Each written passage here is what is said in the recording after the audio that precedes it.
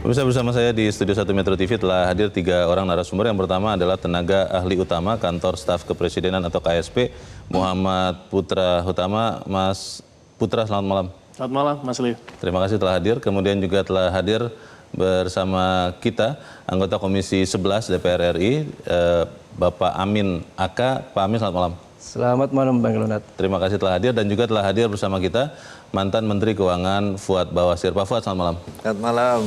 Masih bisa tersenyum, artinya kondisi aman begitu Pak Fuad? Aman. Aman ya. Saya ingin bertanya dulu ke KSP nih. Kalau kita melihat WFH tadi ya, boleh diperjelas Mas, angka penghematan langsung yang WFH dari ASN dan juga WFH untuk kalau dilakukan oleh swasta, BUMN dan BUMD yang tadi angkanya 6,2 triliun dan 59 triliun, itu sebetulnya berhitungnya secara sederhana ya. Itu menghitung apa? Menghitung mobil yang dipakai ASN atau apa seperti sebetulnya? Ya, jadi sebenarnya Mas, ini kan langkah yang diambil pemerintah ya. Negara-negara lain, kalau kita sebut saja seperti Singapura, Filipina dan lain-lain, bahkan kayak Filipina sudah mendeklar krisis energi. Kalau untuk negara yang lain naikkan harga. Kalau kita kan melihat di sini, pemerintah melihat bahwa ketika menaikkan harga itu ada cost-nya. Cost-nya apa? Inflasi tentunya ya. Simpelnya adalah kalau kita mau ngomong hitungan tuh 10% Pertalite naik, itu ngaruh ke kenaikan harga atau inflasi itu sekitar 0,27% poin gitu ya. Hampir 0,3 ya? Hampir 0,3. Termasuk 10% kenaikan biosolar itu berpengaruh terhadap kenaikan harga atau inflasi, potensi kenaikan inflasi sebesar 0,05% poin. Tentu itu yang harus dijaga. Kita harus pahami itu harus dijaga. Nah, untuk WFH ini pemerintah mengambil langkah adalah melakukan transformasi budaya kerja dan penghematan energi yang dilihat saat ini yang relevan saat ini kita bisa lakukan gitu ya. Nah, WFH, ketika WFH itu kan ada 1 hari yang artinya kalau misalkan saya ngambil contoh, saya sih dekat rumahnya ya, tapi ada teman-teman saya rumahnya dia tuh sekitar 30 km dari rumahnya ke kantor. Itu kan butuh berapa BBM. Nah, ketika WFH dia tidak perlu keluar biaya untuk mengeluarkan bensin, untuk beli bensin, dan juga konsumsi dari BBM itu turun. Nah, ini hal penting sekarang. Kita saat ini wajib melakukan penghematan BBM.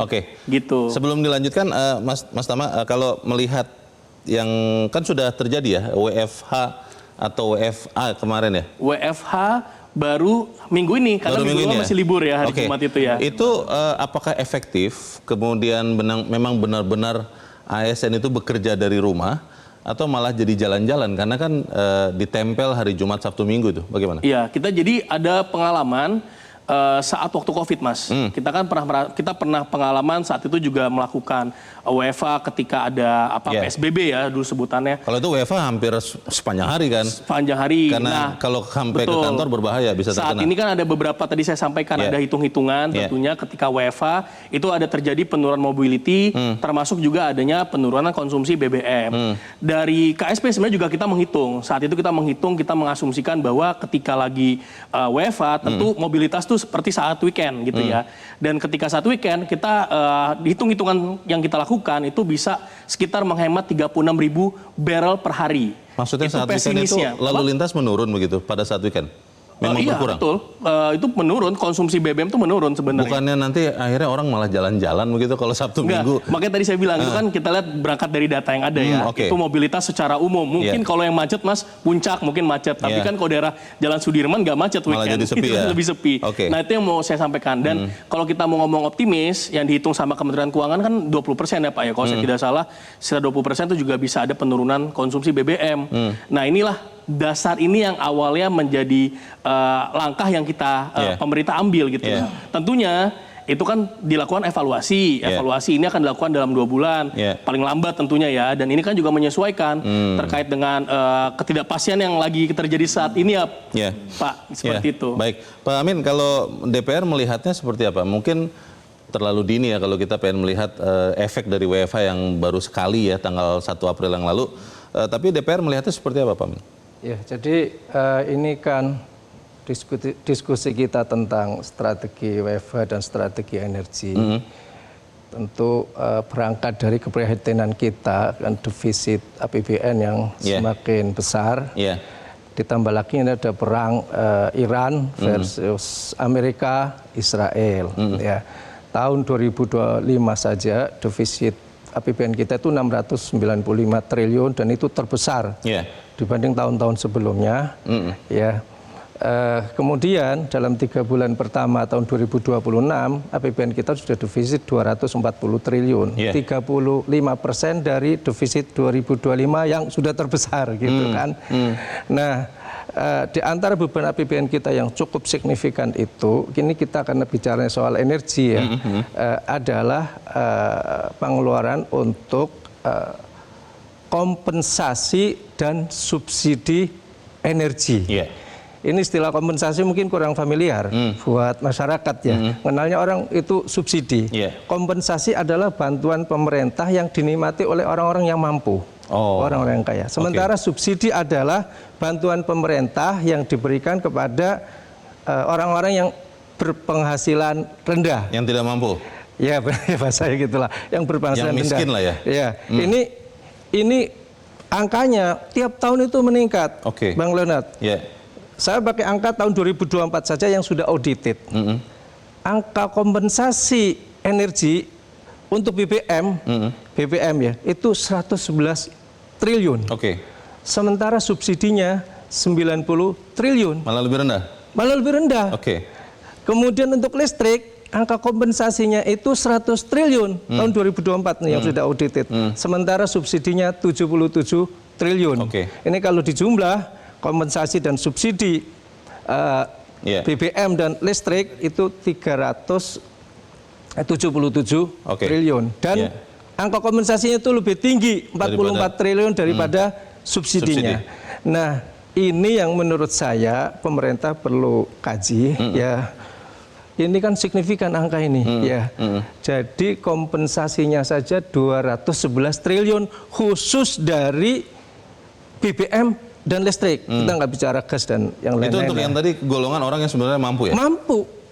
Seperti misalnya mohon maaf Pak Fuad lah. Masa sih Pak? Misalnya Pak Fuad bayar. Masa dapat kompensasi juga? Oh iya. Jadi misalnya saya lah atau Pak Fuad bayar listrik sebulan misalnya 5 juta. Komponen listrik itu tadi ya? Misalnya biaya bayar listriknya. 5 juta.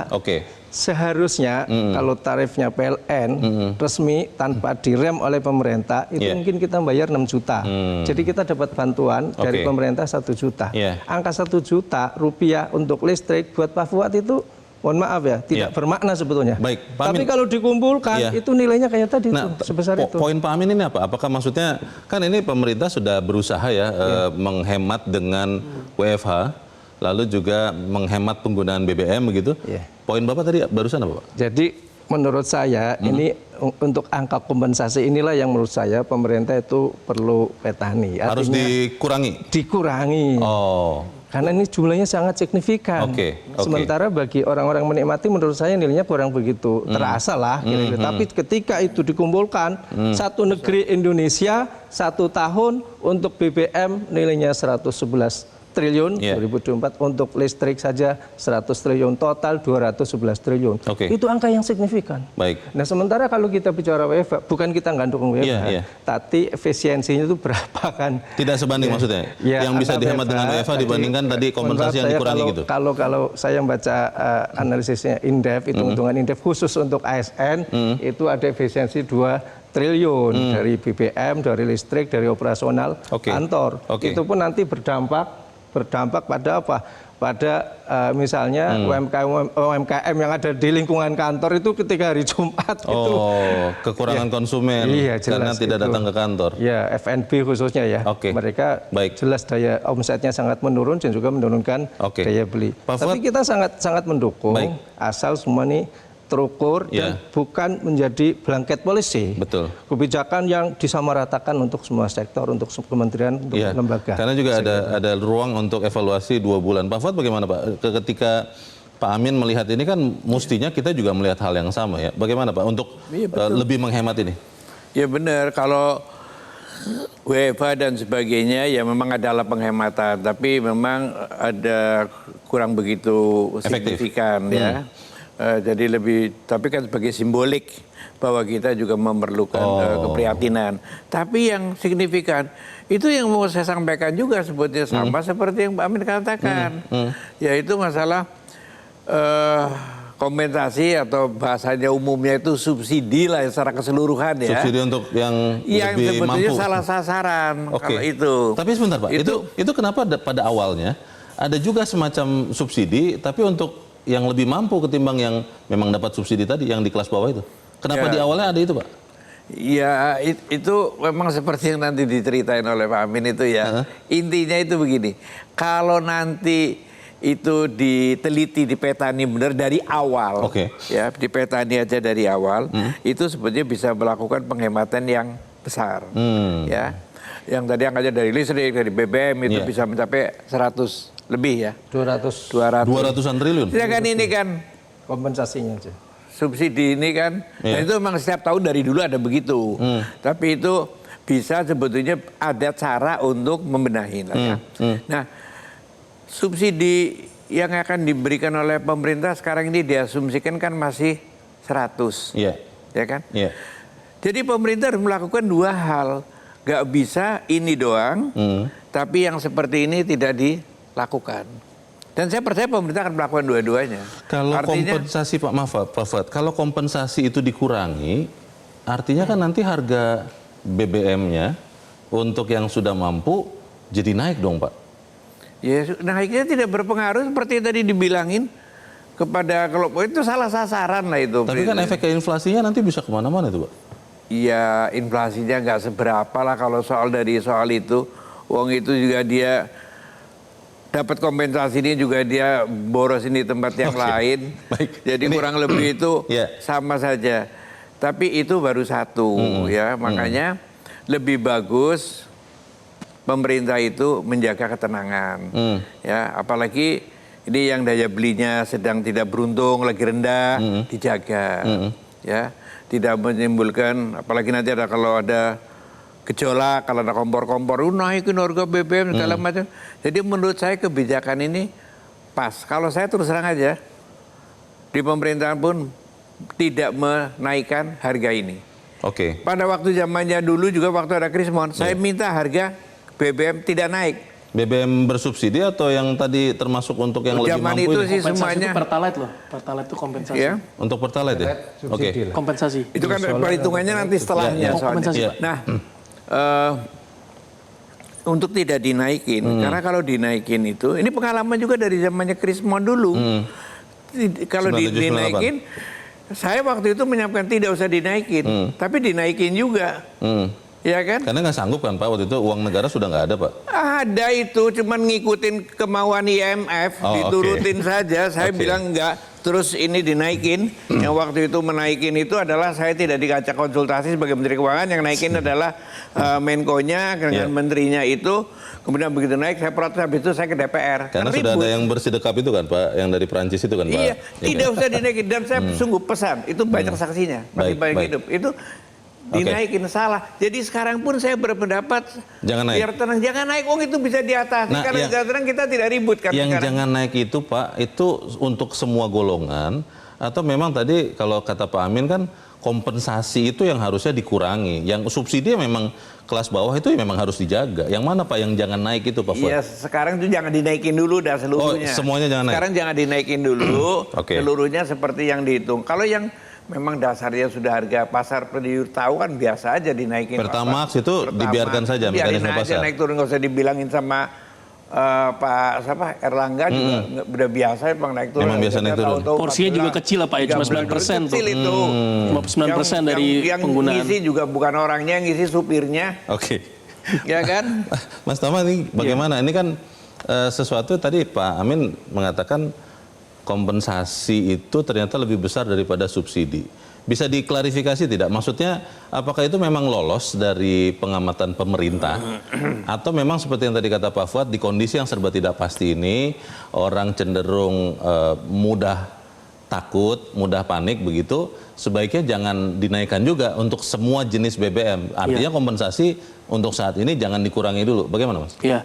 Correct me if I'm wrong ya Pak ya. Jadi sepengetahuan saya kompensasi dan subsidi itu subsidi itu untuk biosolar biasanya. Kompensasi itu untuk Pertalite, termasuk juga kan ada subsidi listrik ya yang 450 sampai 900 VA ya kalau saya tidak salah. Nah itu sebenarnya itu yang lagi dijaga kan. Karena kita tahu bersama juga bahwa saat ini dari 2019 sampai 2025 kita belum recover dari kelas COVID menengah ya? kita. Efek COVID ya? Iya, kelas menengah kita justru cenderung turun gitu ya.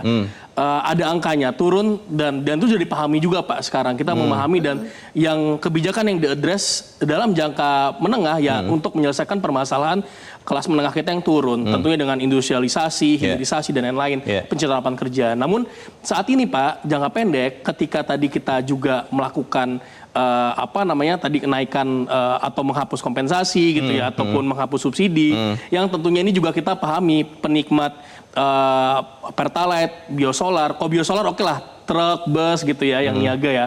Kalau Pertalite itu kan sebenarnya penggunanya pasti kelas menengah atau calon kelas menengah lah. Menengah bawah ya? Kan itu ada 5 ya klasifikasinya masih ada miskin, rentan, calon kelas menengah sama kelas atas atau kaya gitu ya. Nah ini yang sebenarnya kalau kita lihat Pertalite yang menggunakan mobil ya pasti yang calon kelas menengah atau kelas menengah gitu ya. Ataupun orang kaya. Kalau orang kaya mungkin kita bisa lihat mereka menggunakan BBM non subsidi seperti itu. Nah ini yang sebenarnya dijaga dan kalau tadi saya lihat ini program kebijakannya tidak hanya WFH saja Pak. WFH iya untuk mendorong penghematan energi, namun kan juga ada kebijakan untuk mendorong dari B35 ya saat ini menjadi B50. Tentunya dengan hitung-hitungan itu sebenarnya bisa menghemat impor ataupun bisa menghemat solar ya, solar yang fossil fuel itu sekitar 4 juta kiloliter gitu itu dalam setahun. Tentu itu sangat baik sekali, di mana kita saat ini melimpah CPO kita bahan baku dari biosolar. Nah itu yang juga dilakukan gitu ya. Nah, kalau saya mau saya elaborasi lagi, sebenarnya jangan lupa juga yang saat ini dilakukan juga melakukan penghematan, Pak. Tadi biaya operasional kantor itu juga diharapkan turun dengan ada WFH. Hitung-hitungannya dengan ada WFH kan 6,2 triliun potensi penghematan. Lalu yang juga ASN ya? Yang ASN tentunya ya, karena kan biaya operasional kantor dan lain. Terus juga tadi kita jangan lupa juga ada yang namanya penghematan 50%, pemotongan 50% untuk perjalanan dinas dalam negeri, 70% pemotongan perjalanan dinas luar negeri. Terus jangan lupa juga makan bergizi gratis yang biasanya diberikan dalam waktu 6 hari, saat ini diberikan 5 hari kalender sekolah, tentunya mengikuti saat sekolah. Nah inilah yang efisiensi yang dilakukan, ini harapannya adalah tadi untuk menjaga subsidi kita di besaran subsidi kita yang tentunya kita berharap agar ini tidak naik ya BBM subsidi kita ya, seperti itu. Usulan Pak Amin tadi, Mas Tama, kalau kemudian kompensasi itu untuk saat ini berarti pemerintah memilih untuk tidak usah diubah dulu? Dalam jangka pendek tentunya, kalau saya melihat baiknya tidak kita harus tetap menjaga daya beli gitu ya. Itu dalam jangka pendek. Tentu dalam jangka menengah panjang gitu ya. Transformasi yang kalau kita Pak biasa kan memahami ya bahwa baiknya itu subsidi tepat sasaran gitu ya. Subsidi itu jangan ke barang tapi ke targeted atau ke orang. Nah, itu tentu harus terus diperbaiki gitu ya seiring dengan perbaikan data sosial ekonomi kita. Sekarang kita udah punya DTSen. Tentunya ada beberapa hal yang juga follow up yang harus terus dilakukan. Seperti Pak Amin, itu Mas. Kelihatannya kalau melihat waktu Pak timingnya yang Anda usulkan tadi memang kalau saya sih melihat efektif, menarik begitu ya, karena angka yang bisa dihemat lebih besar, kompensasi, tapi mungkin timingnya kurang pas. Pandangan Anda seperti apa, Pak? Ya, memang ini soal timing ini harus menjadi kajian pemerintah ya, eksekutif. Itu saya yang melihat ini potensi yang sangat besar. Soal timing tentu pemerintah. Karena angka yang bisa dihemat lebih besar begitu ya maksudnya, dibanding WFH ini ya? Jadi untuk klaster mana, masyarakat mana, misalnya kalau listrik itu nanti di level berapa yang 6.600 volt atau kan banyak level-levelnya itu kan. Kalau misalnya bahan bakar itu yang Pertamina DEC atau apa gitu kan, atau Pertamax turbonya. Dan soal timing memang itu soal. Tapi saya melihat ini potensinya kan sangat besar gitu. Itu yang menurut saya perlu diperhatikan, jadi bahan kajian pemerintah. Idealnya memang sebagaimana dikatakan Mas Putra tadi, ya untuk menjaga sekaligus meningkatkan daya beli masyarakat, itu pemerintah memang bisa menghadirkan menumbuhkan industrialisasi, hilirisasi, khususnya sektor manufaktur yang menyerap tenaga kerja yang begitu besar. Tapi memang ini tantangan tersendiri di tengah kadang-kadang kondisi negeri kita yang masih ekosistem investasinya kadang-kadang masih belum bersahabat. Ini menjadi tantangan tersendiri. Memang faktanya data menunjukkan bahwa dalam sekian tahun, beberapa tahun terakhir ini kelas menengah kita itu justru turun, berkurang. Mestinya kan harusnya meningkat. Yang kelas menengah miskin menjelang menengah itu harus naik menjadi kelas menengah. Tapi yang terjadi malah kelas menengah ini turun sebagian menjadi rentan miskin atau bahkan miskin. Ini yang terjadi yang menurut saya menjadi perhatian kita. Bapak-bapak, yang menjadi pertanyaan banyak orang juga, banyak juga pertanyaan kepada kami adalah apakah memang ekonomi Indonesia dalam hal ini APBN ya 2026 itu memang sanggup seperti yang dikatakan Menteri Keuangan untuk menanggung BBM terutama bersubsidi itu tidak naik harganya sampai akhir tahun, karena itu sudah disampaikan. Apakah benar demikian? Kita akan bahas di bagian berikut. Pemirsa tetap bersama kami. Top Ekonomi segera kembali.